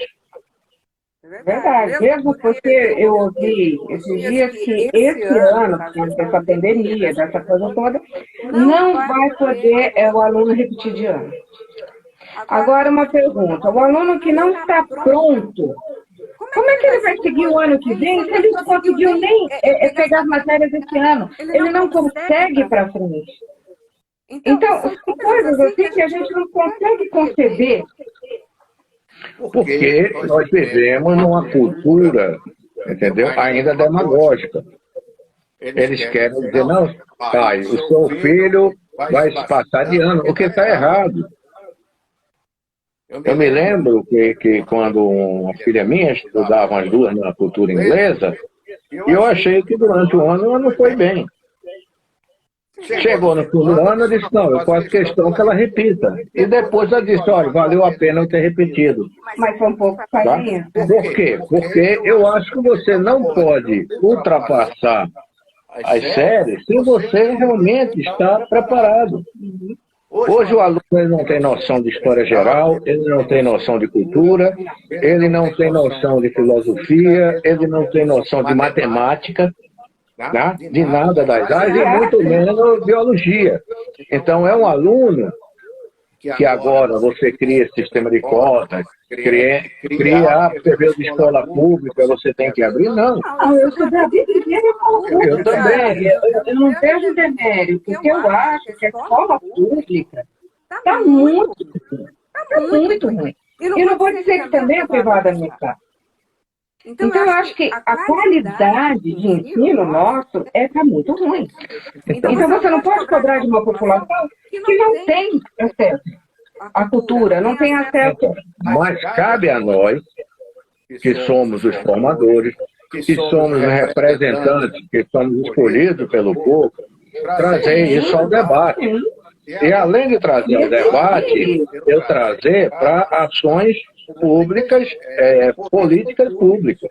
Inclusive, eu sou muito favorável às parcerias público-privadas. Claro. Então, você viu ontem, conheci ontem o reverendo Aldo, da Igreja Anglicana do Brasil. Sim, foi fazer um trabalho belíssimo. Ele tem um trabalho belíssimo, uma creche maravilhosa, de 0 a 6 anos, né? 7 anos. Um trabalho maravilhoso. Alimentação de primeira, cuidado médico, e mais ainda, a cultura inglesa dá aulas de inglês grátis. Tá? E a cultura inglesa é padrão de excelência, porque as minhas filhas estudaram lá e eu posso dizer que é padrão de excelência. Tá? Então, todos saem falando realmente fluente. Né? Então, é um trabalho belíssimo. E como é que ele consegue isso? Com parcerias. É um diretor de uma empresa que dá uma coisa, outro dá outra. Que foi a ideia, na verdade, que o Dória, quando entrou na prefeitura, queria. Né? Ele vendeu o peixe dele assim, que ele iria fazer parcerias e queria melhorar a cidade. Enfim, ele saiu antes, né, para ser governador, não fez o que ele prometeu. Então ficamos na mão. Mas eu acho super válido. Se você pega determinadas empresas, enfim, empresários que adotem uma obra, que adotem um artista, que adotem uma escola, sabe, tudo isso é feito e é revertido para eles. Porque isso, se você cria melhores profissionais, esses profissionais vão ganhar melhor. Se eles vão ganhar melhor, eles vão consumir. Então, a indústria, a economia, ela roda. Está entendendo? Eu sempre disse, meu pai ensinou o seguinte: você não pode dar o peixe, você ensina a pescar e dar a vara.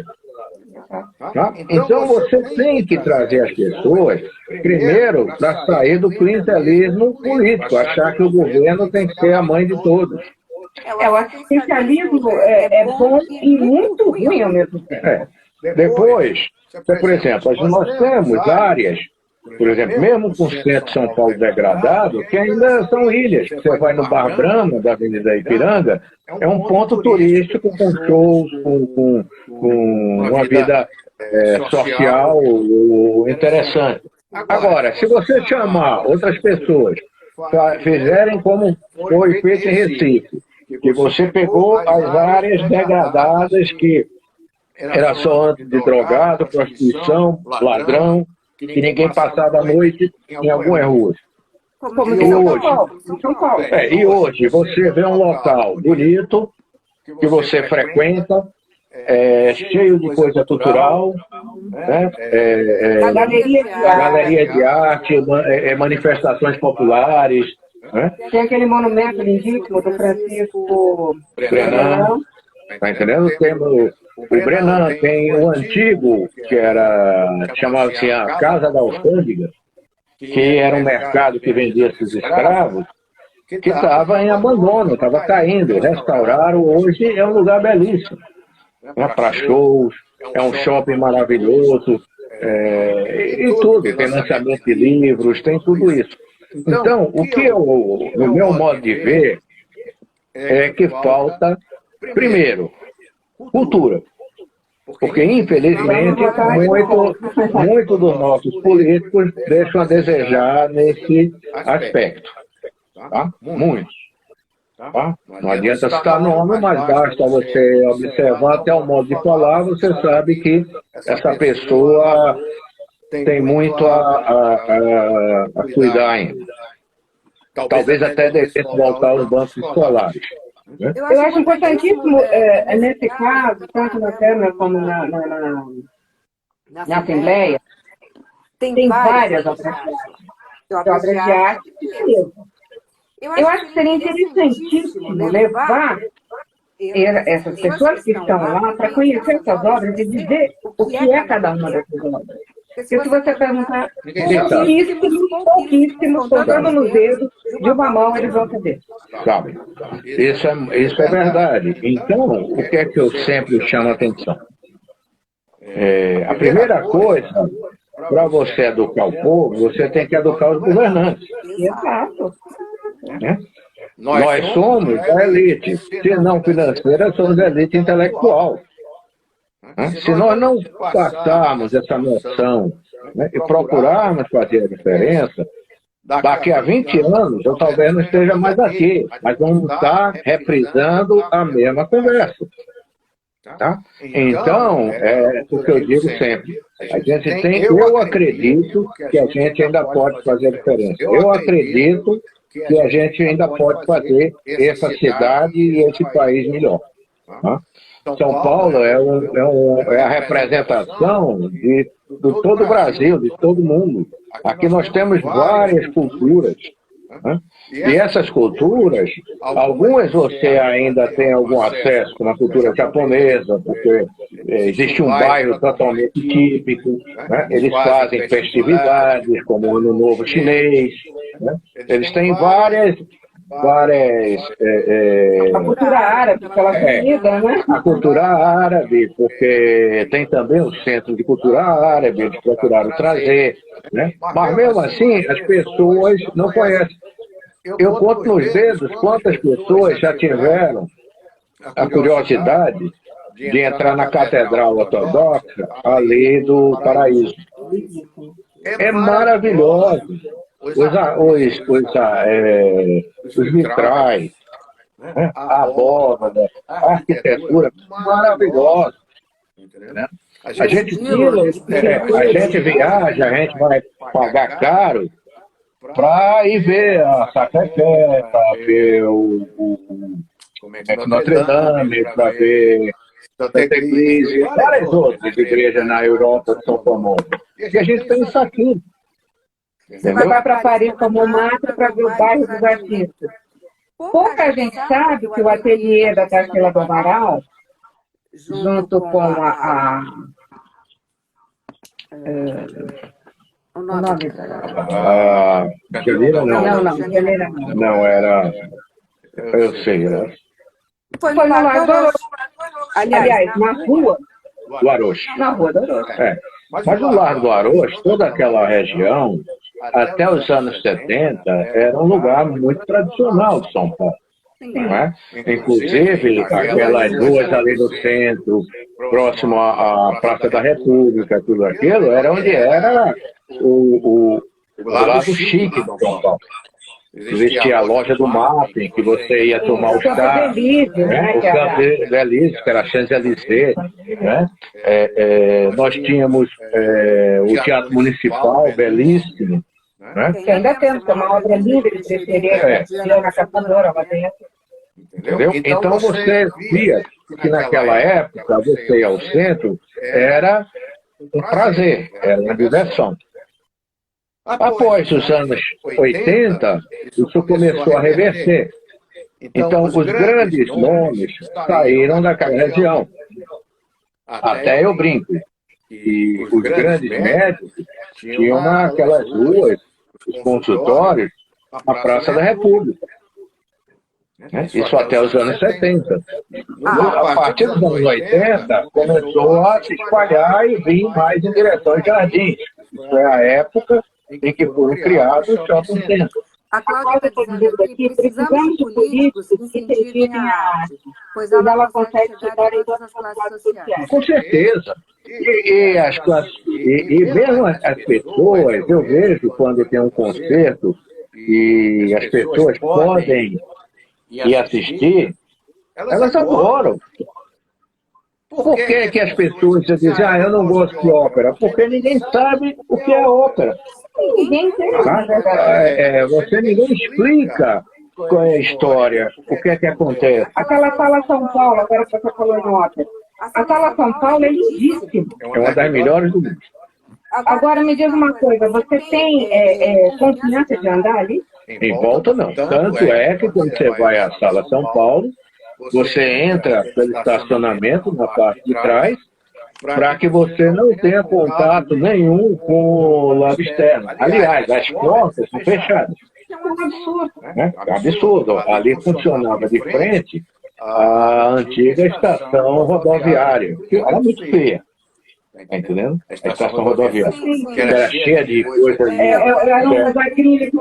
Umas coisas horríveis. Era muito feia. Tá? Mas era um ponto que todo mundo andava. Era um Mas ponto, tinha estação de trem ali, onde você tinha trens turísticos, né? Hoje a gente Você já imaginou se tirássemos aquela Cracolândia dali e num domingo, ou um sábado, final da tarde, que você montar ali um concerto? Até um passeio, eu digo um passeio cultural, histórico, por São Paulo, você ir para a Sé, dizer o que era a Sé. Pouca gente sabe que ali na Sé existia um edifício, que era o edifício Santa Helena, onde se formou o grupo Santa Helena, onde saiu Volpe, Penac, Rebolo. Uma escola, né? Ali tem uma escola de arte. Que foram os operários paulistas, que a gente teve várias manifestações depois em vários museus. Quem sabe disso? As igrejas que a gente tem, o Mosteiro São Bento maravilhoso. Você ir aos domingos, a missa das 10 horas, assistir com aqueles cantos gregorianos, é uma coisa maravilhosa isso, gente. Não precisa dizer, porque eu não sou católico. Não. Ali é uma arte, independe do seu credo. Né? O seu credo ali não conta. Né? É uma arte, você vai para ver beleza, você vai para elevar seu espírito. O Museu de Arte Sacra, que fica logo atrás, a gente tem uma exposição de presépios ali na igreja de São Francisco, que é lá maravilhoso. A gente tem a faculdade de Direito, que é maravilhosa, o prédio é maravilhoso. Está tudo jogado, ninguém fala, ninguém vai. E eu teria medo realmente de passear por ali. Então, a minha ideia é justamente a gente voltar a reurbanizar aquilo. Do mesmo modo como nós vimos em Buenos Aires, que hoje aquele Madeiro, como em Nova York, fizeram ali no Queens, que tem um... No Pier, né? No Pier, que era um lugar também degradado, violento, cheio de assaltos. Então, no governo do Giuliani como prefeito, que ele fez a tolerância zero, eles reformaram aquilo. Aquilo hoje é um dos lugares mais badalados de Nova York, cheio de bar, galeria, cultura, você escuta, entra lá, tem jazz, você lá tem música. Aliás, Nova York tem espalhado por todos os bairros, né? Tudo também tem. O que falta aqui? Hoje nós temos poucas galerias nas mãos de algumas pessoas que nem acham para serem galeristas. Tem outras galerias maravilhosas, tem galeristas muito bons, mas a gente também tem essa outra parte. Por que o poder público não tem galeria, principalmente para quem está iniciando? Por que não se dá esse apoio? Você tem uma faculdade pública, mas você não tem um apoio público para um artista. Você não tem. Olha, Márcia, eu lhe digo, respondendo aqui a Cláudia, realmente a arte, ela transforma o mundo. Né? A arte transforma a vida. Eu, pessoalmente, acredito que a gente, para transferir a arte, é preciso que haja vontade política. E isso eu vou lutar sobre isso. Isso eu tenho acompanhado aqui com a Márcia, todas essas movimentações, as dificuldades que a gente tem para fazer uma exposição, para levar um artista, tudo muito difícil. Né? Volto a dizer, eu acho que isso, nós temos que envolver as parcerias público-privadas, tá? Criar espaço, realmente. Nós temos vários locais em São Paulo que você poderia fazer música aos domingos, como existia esse projeto. Você poderia fazer exposição. Quantas pessoas hoje podem dizer que sabem ou ouvem uma pessoa declamar uma poesia? Quem conhece Carlos Gomes? Pronto. Isso foi para mim uma facada no coração. Eu perguntei a pessoas de nível educadas, com nível cultural alto, e eu perguntei quem foi Carlos Gomes. Ninguém, não sei, não, você sabe. Você sabe. Como é que eu sei? Ah, sabe, você todo dia às 7 horas da noite toca a introdução. Né? Então, o Guarani. Ninguém sabe. Hein? Então, o Guarani, ela é a principal obra. Foi interpretada na Itália. O último foi o Plácido Domingos. Inclusive, ele fez o papel do Índio Peri. Então, assim... Mas lá fora, todo mundo conhece. Tá entendendo? Quem ouviu falar em Vila Lobos, que foi um dos maiores maestros, né? Tem aquela música belíssima, Trenzinho Caipira, que é dele, e muitas outras. Né? Quem ouviu falar, a não ser quem se lembra daquele seriado da Globo, que foi sobre a primeira maestrina do Brasil, que foi a Chiquinha Gonzaga. Né? Então, assim, a gente tem uma cultura de grandes nomes, de grandes talentos, que falta levar, tá entendendo? E levar para o povo, tá entendendo? Porque, sabe, se você não levar a escola, levar os alunos, procurar que isso seja dimensionado numa escala maior, a gente não vai conseguir mudar. Aí vai continuar o pessoal pichando os monumentos, vai continuar o pessoal jogando, sabe, lixo em verdadeiras obras de arte, né? Nossos parques sendo depredados. Né? Então essas coisas, né, principalmente isso que está ligado à cultura, e à cultura de um modo amplo, né? Eu faço questão, no meu mandato, de trabalhar desde o meu primeiro dia quando chegar. Né? Por quê? Porque nós temos que fazer a diferença. Se nossa geração não procurar chegar a esse resultado, eu acho que vai ser muito triste. Né? Porque eu vou sentir como se não tivesse conseguido acertar. Né? E eu quero acertar. Eu só posso acertar se todos nós estivermos juntos. Sim, com sugestões, com críticas também, a gente precisa disso. Né? E ajudar. Existe uma coisa muito difícil, Marcia, nas pessoas, que quando você vai falar, todo mundo já detesta política. Ah, porque eu não quero saber de política, gente. Como se não vivesse a política todo dia, né? Só que a política, ela afeta, nos afeta, né, diuturnamente. Sim. Né? Ela nos afeta diuturnamente. Nós não temos outro jeito, senão nos reunirmos, né? Nós nos compomos, fazendo nossos grupos, e através de formas de pressão, né? E quando eu falo forma de pressão, eu falo aquela forma de pressão cultural, que você vai mostrar que você quer uma mudança. E você só pode fazer isso porque eu estou me candidatando. Mais uma vez eu digo, porque eu cheguei à conclusão que se eu não me expressar, se eu não tentar chegar, minha voz não vai ser ouvida. Porque cada um que entrar, ele vai ter seu interesse próprio, ele vai ter seu grupo que ele vai tentar trabalhar, vai tentar fazer sua política naquele grupo. Né? Diferente de outras pessoas que você entra para realmente mudar.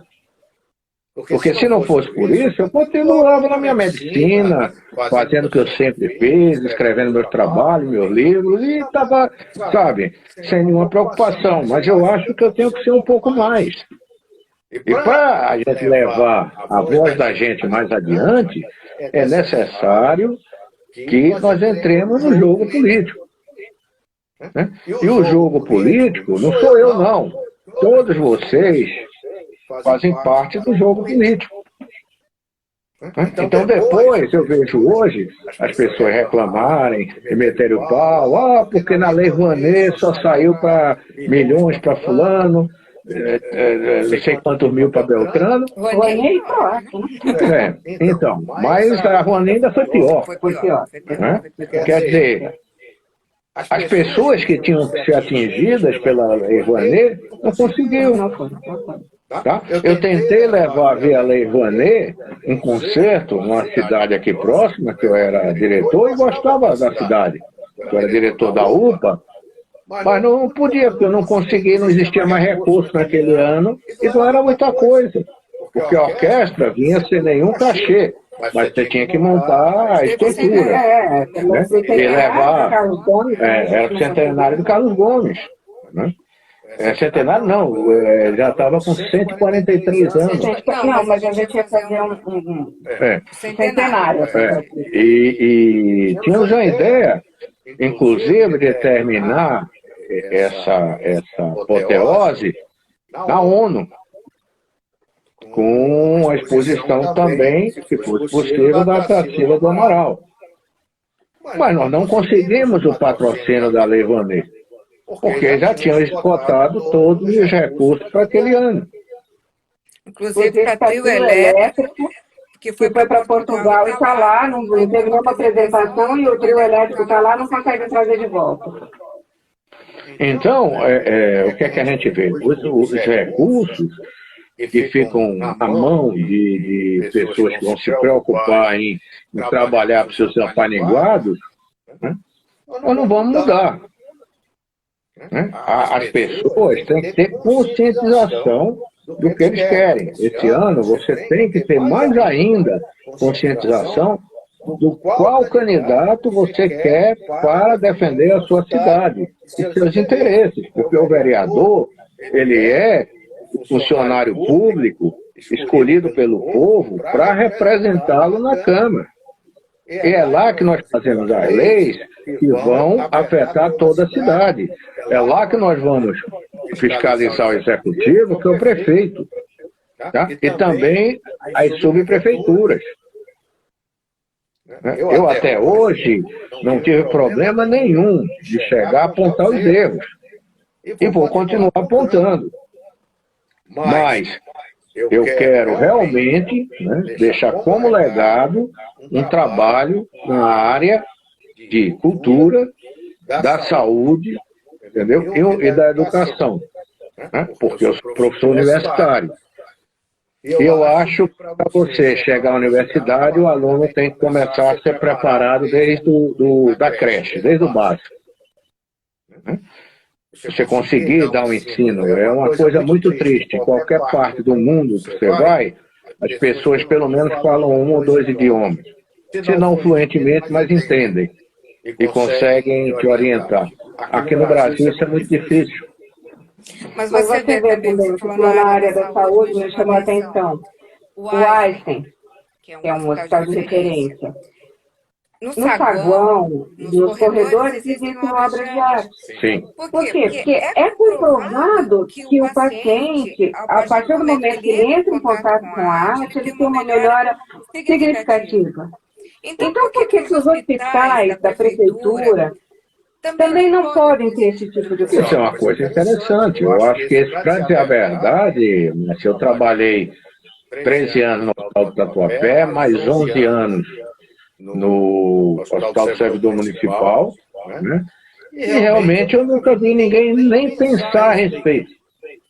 Criaram, na minha época, quando eu estava lá, aqueles doutores da alegria que iam... Mas as crianças, as crianças, eu acho muito interessante também o trabalho. Agora, como cultura, manifestação cultural, e você colocar arte, fazer uma exposição, né? Você vê uma coisa muito interessante, né? Você vê o judiciário, ele já está se abrindo para isso. Né? No Fórum do Jabaquara, você tem exposições permanentes. Você, inclusive, teve alguns artistas que expuseram lá. Mas aí eu vou te falar uma coisa, André, é uma coisa que me pega muito. Para você expor, você tem que pagar. Não é de graça. Então, o artista que não tem condições nem de comprar a tela, que muitas vezes eu presenciei isso, como é que ele vai pagar para ele expor? Não tem como. Eu não sabia, porque como era um órgão público, eu não sabia que era cobrado. Sim, você tem um custo do curador, você tem um custo do montador, enfim. Você tem custos. E você repassa esses custos para quem? Geralmente é o artista que tem que pagar. E nem sempre esse artista tem esse dinheiro. Tem artista que não tem para comprar tinta. Às vezes pode não ter até nem para comer. Nem para comer, é verdade, é verdade. Isso é verdade. Então, eu fico pensando, isso eu não sabia. Né? Esse custo é outra coisa que eu estou aprendendo hoje. Né? Até porque, volto a dizer, essa área eu comecei a cuidar agora. Mas eu digo que eu vou começar a observar isso. Né? E ver a dotação que nós conseguimos para que seja feito isso. Por sinal, a todos os artistas aqui que estão no... em todos os artistas aqui que estão nos acompanhando, inclusive o professor Issal Minami, né, que fala que no hospital Edmundo Vasconcelos, que é aquele bonito que tem ali no início da 23 de maio, tem um espaço ocupado por o Cavalcante e o Cláudio Tosi. E o Cláudio Tosi, né, que é um dos artistas contemporâneos mais de renome. Né? E o de Cavalcante é um ícone da nossos artes plásticos. Né? Também reconhecido em todo o mundo, tem obras expostas nos melhores museus do mundo. Né? Então, uma coisa que é muito interessante. Uma outra coisa que eu vou precisar dos arquitetos e dos artistas, e quando eu falo do exemplo de Recife, não é no sentido de dizer que lá é melhor, nada, mas lá eles fizeram algumas coisas que eu acho que a gente pode fazer aqui em São Paulo. Por exemplo, lá todo edifício, todo, mesmo nos bairros mais simples, tem que ter uma obra de arte. Edifício comercial residencial, né? Todos. É como é em Singapura. Todos. Então, assim, você vê o quê? Os artistas, você vê tanto tela, você vê esculturas, você vê coisas. Né? Não precisa você gastar com artistas já muito reconhecidos, que são caras obras, mas você pode trazer artistas começando e dá oportunidade a eles. Né? Então eu acho, e não é criar mercado de Tirar trabalho. as crianças da rua, sabe, colocar o que é o grafite. Então ele não vai passar por a pichação, porque ele vai saber que aquilo você está degradando. Aí, enquanto que o grafite você vai estar embelezando. Então você pega esses artistas urbanos, que inclusive estava aqui, o Rogério Carnaval está aqui com a gente, que ele faz a colagem, decolagem, que ele tira cartazes de rua e faz uma desmontagem, uma decolagem, que a gente fala. Depois ele aplica isso e faz uma obra de arte. Quer dizer, do lixo ele transforma a arte. Então você pegar essas pessoas para poderem educar essas crianças, tirar essas crianças do tráfico, tirar essas crianças da rua. Então eu acho importantíssimo, vamos educar, porque punir é fácil.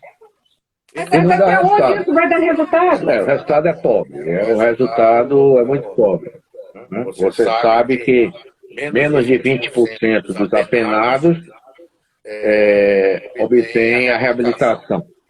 A maioria dos apenados, seja tanto na parte do adolescente e do adulto, eles voltam a reincidir no crime porque eles não têm outra opção. Doutor Issal está aqui falando. Quero lembrar também o espaço cultural no Hospital Universitário da USP. Aí ele fala da superintendente e implantação de um projeto de humanização. É o que eu digo, se você estiver nos hospitais, nas UPAs, você tiver arte, Você está levando a cultura, indiretamente você está levando. A pessoa não vai ficar emburrecida olhando para aquela tela de televisão, aprendendo um monte de porcaria que enfia goela abaixo, sendo que ele pode olhar uma obra e falar, nossa, isso aqui parece isso, olha, isso aqui me remeteu aquilo. Sabe, você começa da educação. O espírito começa a crescer, você passa a ter o que a gente chama de cultura, né? E hoje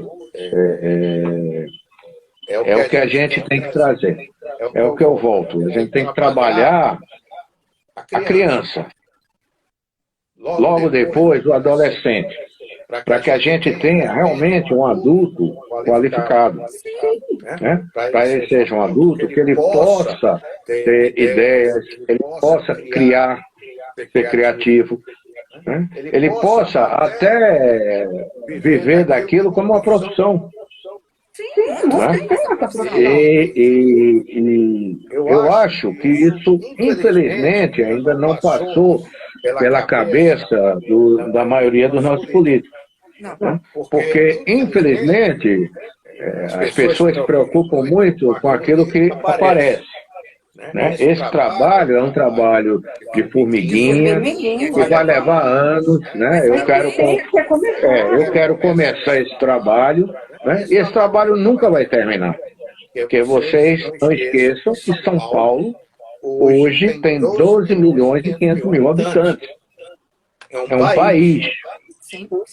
Né? A cidade de São Paulo, eu não estou falando a grande São Paulo, porque se eu for colocar a grande São Paulo, nós vamos a mais de 23 milhões, se eu não me engano. Só hoje eu estava conversando, Osasco, aqui ao nosso lado, está com 750 mil habitantes. Loucura. Cidade dormitório, né? Então hoje é uma cidade que tem vida própria, tem uma dotação orçamentária, hoje é o 6º PIB do país. Osasco. Perde para São Paulo e algumas outras capitais. Então, a gente tem que trabalhar isso. Porque se a gente começa aqui na nossa região, o que é que vai acontecer? Isso vai chegar, vai ser levado adiante, então outros vão ter que se comprometer.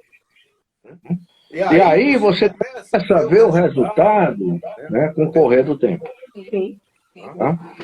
Então, eu acho que daqui a pouquinho a live vai cair. Tá?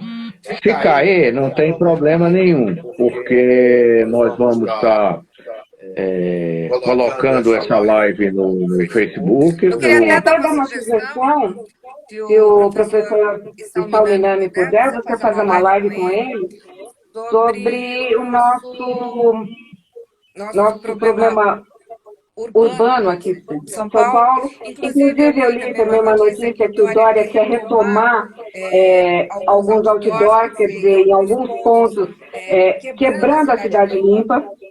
Então, eu queria um pouquinho que vocês falassem sobre isso, porque é muito complicada a poluição visual. Márcia, professor Issal, eu gostaria de deixar esse comentário eu gostaria de fazer uma live consigo, né, para trazer para nossos amigos, para nossos acompanhantes, né, toda essa parte, e até eu aprender com o senhor, né, sobre o que a gente pode fazer para melhorar a nossa urbanização, né, melhorar o problema da habitação em São Paulo, né, melhorar, dar uma qualidade de vida melhor para essas pessoas.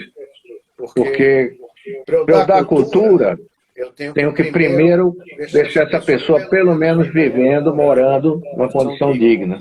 Né? E aí fazer uma escola que as pessoas, a direção, não vejam as atividades culturais como uma coisa supérflua. Ainda tem essa ideia, que é muito supérfluo. Imagina que eu vou gastar para ver o artista tal. Mas e a história que tem isso? Quer dizer, o seu conhecimento, a sua cultura, não conta? Isso é um negócio que as pessoas têm que mudar. Porque isso, infelizmente, volto a dizer, você fazer uma faculdade quer dizer que você seja uma pessoa culta. Sim. Você pode ser um técnico. Né? Antigamente, o professor... Conhecer analfabeto era um curso. O professor era aquele que detinha o saber.